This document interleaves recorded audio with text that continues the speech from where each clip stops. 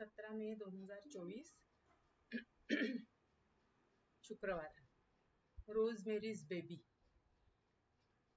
Movie बघितली.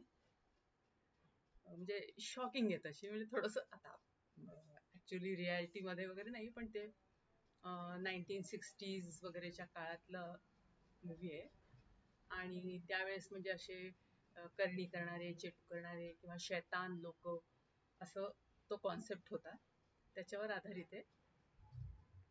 थोडक्यात हे जे सगळी शैतान लोकांची जमात असते, तर डेव्हिल जे म्हणतो, तर त्या लोकांना आपला वंश वाढवायला, म्हणजे डेव्हिल्स पैदा करायला एका म्हणजे बाईची गरज आहे. तर आता ती बाई कुठून आणायची? तर त्यातला जो एक जण असतो, हिरोचं काम करत असतो, तर तो एका मुलीला सिलेक्ट करतो, तिच्याशी लग्न करतो आणि मग म्हणतो की आपण आपला बेबी हे करायचा, आणायचा या जगामध्ये. दोघे जण म्हणजे आनंदाने तयार असतात, दोघांचं एकमेकांवर प्रेम पण खूप असते. आणि मग ते लोक प्रयत्न करतात आणि मग डॉक्टर सांगतात की हो, तू प्रेग्नंट आहे. तर त्यांचे शेजारी असतात एक म्हातारी, तर ते त्यांना जेवायला बोलवतात.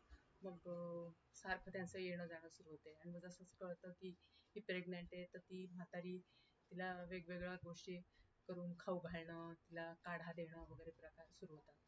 आणि ती आधी ज्या डॉक्टरकडे गेली असते, त्याच्याऐवजी दुसरा एक डॉक्टर हे लोक सजेस्ट करतात की तो वर्ल्ड फेमस डॉक्टर आहे, त्याच्याकडे जा वगैरे असं.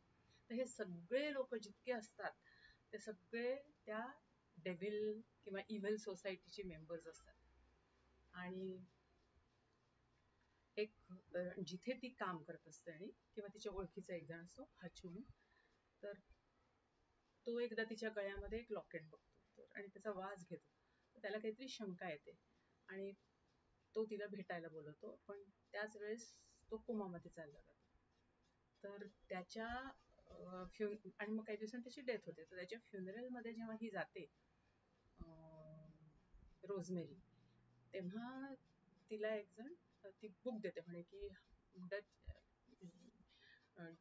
टचनी म्हटलं असतं की ही बुक कशी करून रोजमेरीला दे. मग रोजमेरी ती बुक वाचते, तर त्याच्यात सगळं हे डेव्हिल वगैरेचं असतं, म्हणजे सगळं लिहिलेलं वगैरे. तर तिला ते तंतोतंत पटतं. म्हणून ती ह्याच्याकडे न जाता, त्या डॉक्टरकडे न जाता इकडे जाते, दुसऱ्या डॉक्टरकडे, ज्याच्याकडे ती एकदा गेली असते. तर तो डॉक्टर पण ह्यांच्यामधलाच असतो. तर तो फोन करतो त्यांना आणि मग हे लोक तिला जबरदस्ती पकडून तिची इंजेक्शन देऊन डिलिव्हरी करतात आणि मग ते बाळ होतं.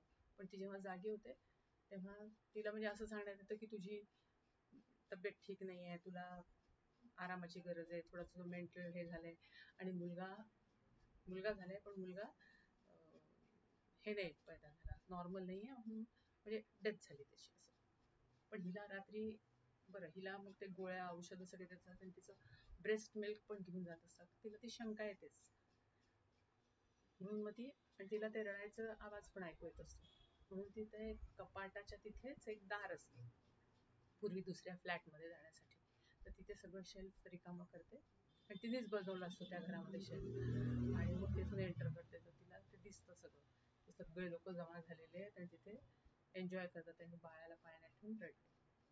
मग तिथे गेल्यावर तिला सगळं त्या गोष्टी कळतात आणि ते म्हातारी पण तिथेच असतात, जे तिची काळजी घेत असतात. आणि असं दाखवलेलं असतं की ते बाहेर कुठेतरी गेलेत फिरायला. आणि मग ती बघते, ती म्हणते हे बाळाला काय झालं. मग तेव्हा ते लोक म्हणतात ये शैतान की औलाद आहे, त्याचे डोळे असेच असणार आहेत वगैरे. तिला असं वाटतं मारून टाकावं याला, काय ना. मग तो हा तिचा नवरा पण तिला म्हणतो की तू थँक्यू, तू आमच्या याच्यामध्ये वाढ केल्याबद्दल, आम्हाला बाळ दिल्याबद्दल, या बदल्यात आपल्याला खूप काही मिळणार आहे. पण ती थुंकते त्याच्या तोंडावर.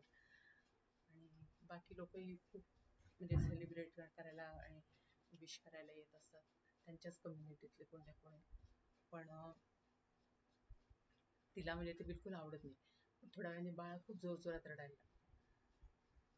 तर मग ती म्हणते मी करू का बाळाला चूप. म्हणून ती जाते पाळण्यात आणि त्याला हळूहळू झोका देते आणि त्याला पाहते आणि तिच्या डोळ्यात पाणी येतं. शेवटी म्हणजे शैतान जरी असलं तरी ते तिचं बाळ आहे म्हणजे असं